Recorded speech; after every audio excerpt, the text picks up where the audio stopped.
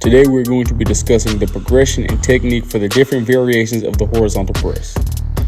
This progression will start from ground zero for someone that has little to no upper body strength all the way up to press variations that are for advanced level lifters.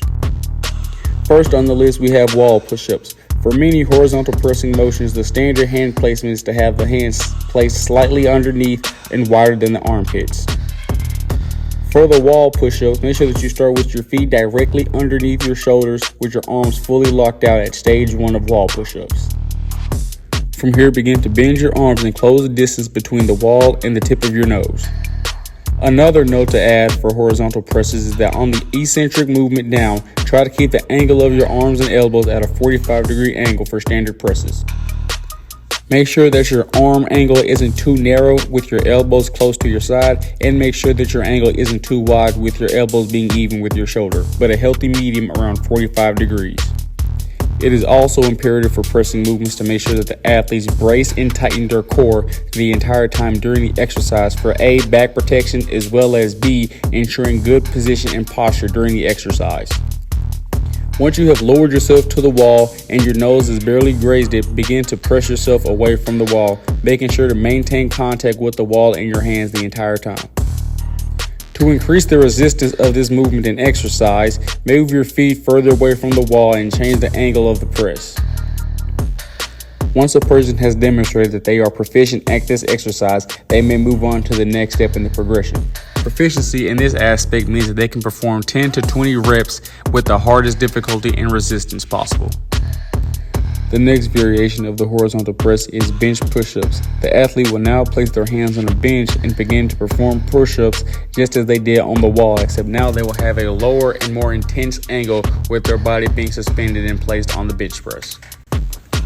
From here, athletes will then progress on to floor push-ups. Floor push-ups have two main variations, knee-assisted and standard. For weaker individuals, you will start off with knee-assisted push-ups. With knee-assisted push-ups, the athlete will have their hands, feet, as well as their knees all in contact with the ground.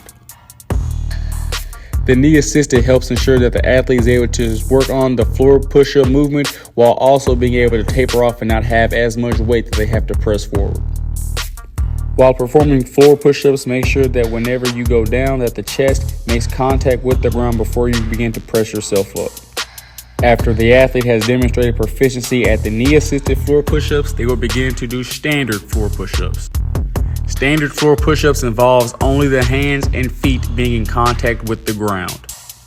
Just as with knee-assisted push-ups, the athlete must make sure that their chest comes into contact with the ground, and then they will begin to press themselves up, keeping their core engaged with their back flat, elbows at 45-degree angles. Once proficiency at the standard floor push-up has been shown, the athlete may increase the intensity or resistance by adding weight on the back of the athlete or by elevating the athlete's hands onto bumper plates to allow for more range of motion during the exercise. Once proficiency in floor push-ups has been attained, the athlete may then progress onto flat barbell bench press. During the flat barbell bench press, having a spotter is very important and imperative. As a spotter, make sure that you are on a flat, even level surface where you can have good footing and positioning to grab the bar if necessary. Hand position should place your hands either both outside or both inside of the lifter's hands. The hand positioning should be at an alternated grip, hovering over the bar during the whole time while the bar is in motion and moving up and down to ensure that you are able to grab the bar when necessary if the spotter needs a help. As a lifter in the barbell bench press, it is important and imperative to have 5 points of contact anchoring the lifter into stability. The 5 points of contact in question will be the head, shoulders, and glutes being in contact with the bench the entire time. The 4th and 5th points of contact will be the left foot and the right foot being anchored into the ground. Speaking of feet, make sure that the lifter's feet are slightly behind the knee while lifting. This allows for the lifter to have more power and drive through the concentric phase of the lift. Make sure that whenever a person sets up for the barbell bench press exercise, ensure that their eyes are directly underneath the bar whenever they set up for a bench press. Hand placement should be as usual. Make sure that their hands are slightly outside of their armpits. Once the bar has been unracked, suspend it in midair directly above the nipple areola complex. To begin the lift, the athlete will eccentrically lower the bar to their chest and sternum until it lightly taps the chest. Once the bar has tapped the chest, the concentric movement of the lift can begin. On the concentric phase of the lift, make sure to drive through the feet as well as to drive yourself back down into the bench and driving the bar up forward in a straight vertical path. Some people during the concentric phase of a barbell bench press will drive the bar either towards their head or towards their waist. This results in less stability and less strength allowed for the shoulders and oftentimes overstrains and overfatigues them. Ensure that the athlete is breathing in on the way down and out on the way up. For this exercise, a person can increase the intensity as well as the resistance by simply adding more weight to the bar. After proficiency has been gained in the barbell bench press, an athlete might then progress to the barbell incline press. There is a lot of crossover between the flat and incline bench press.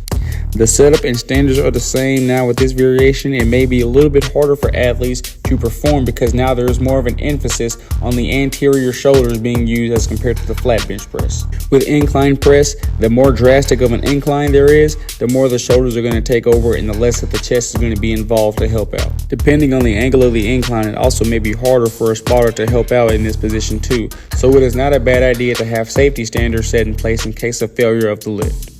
After an athlete has gained proficiency at performing barbell pressing exercises, they may now progress onto flat dumbbell pressing exercises, as well as incline dumbbell pressing exercises.